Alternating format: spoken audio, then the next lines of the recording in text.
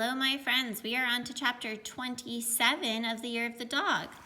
American Holidays the Chinese Way. On TV, after someone gets rich, everything changes. They get servants and fancy clothes and big houses.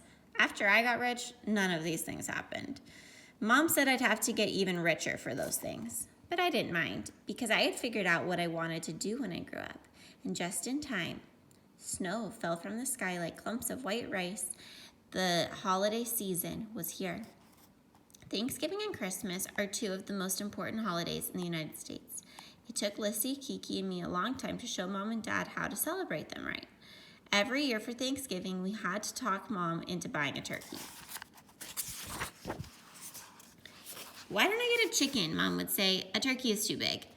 No, we would all say in unison. You have to eat turkey on Thanksgiving. Okay, she said. But you have to eat the leftovers. Dad and I don't like turkey. Then Mom would rummage through the frozen food section trying to find the smallest turkey possible. Lissy tried to talk Mom into making mashed sweet potatoes like they do on TV. Mom made them, but she didn't put them in a bowl like Americans did. She molded them into small cakes and then decorated them with herbs. They were like marigold-colored cupcakes with parsley sprinkles. We couldn't help but laugh when we saw them.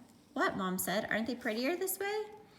Thanksgiving dinner at our house was always like that. We always had a lot of food covering the whole table, but it was full of glassy rice noodles, stir-fried shrimp, crispy fried fish, meaty dumplings, tangy sweet and sour pork, thick egg drop soup, white rice, and a very small turkey. The turkey was never in the middle of the table, but always on the side because Mom only made it because we said we had to have it. The Pilgrims didn't eat like this at the first Thanksgiving, Lissy said. They probably never ate Chinese food ever, I said. But if they did, Dad said, I bet this is what they would have wanted for dinner. Christmas was the same way. Everyone in our neighborhood hung up Christmas lights all over their houses and trees. We tried to get Dad to do the same. Dad hung the lights, but he didn't spend too much time doing it. Without putting on his coat or boots, he ran outside and threw them on a bush. Brr, he said, stomping the snow from his bedroom slippers. It's cold out there. So, of course, while everyone else's lights were in nice arches and evenly spaced all over their trees and bushes, our lights looked like a blob with light bulbs flashing frantically for help. It looks more natural this way, Dad said when we complained. If a bush were ever to grow electric, rainbow-colored blinking lights, I'm sure it would look more like our bush than anyone else's.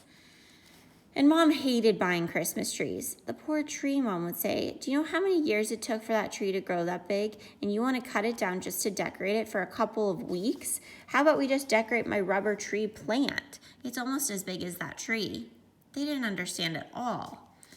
But they did get us Christmas presents. Chinese people usually don't give gifts. They give lucky red envelopes of money.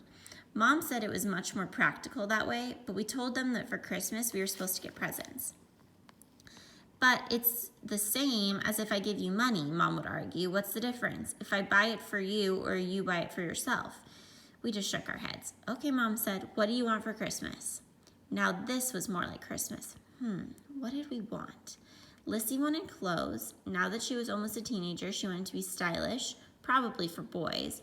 I thought clothes were the most boring gift ever. Kiki wanted more toy ponies. Her friend Sandy Pan had 100 ponies. Kiki only had 4. She wanted to catch up with Sandy. I didn't think Mom would buy her 96 ponies, though. What about you, Pacey? Mom asked. I thought hard. At first, I thought maybe I wanted some new paints and drawing paper. Ever since I decided I was going to write and draw books, I needed a lot of supplies. But somehow that didn't seem special enough to be a Christmas gift. In books, Christmas gifts were always fancy toys or games. So I thought about what kind of toy I wanted. At school, we were reading about a pioneer girl. She had a doll with a bonnet and a cornflower blue calico apron. It had a rag body and a shiny clay head with painted blue eyes and black hair. They had called it a China doll. I decided I wanted one of those so I could pretend I was a pioneer girl. I want a China doll, I told Mom. You know, the kind of dolls with the head made out of clay? I want one of those. Mom nodded her head. Christmas morning, we were all excited to get up. Even though we already knew what our presents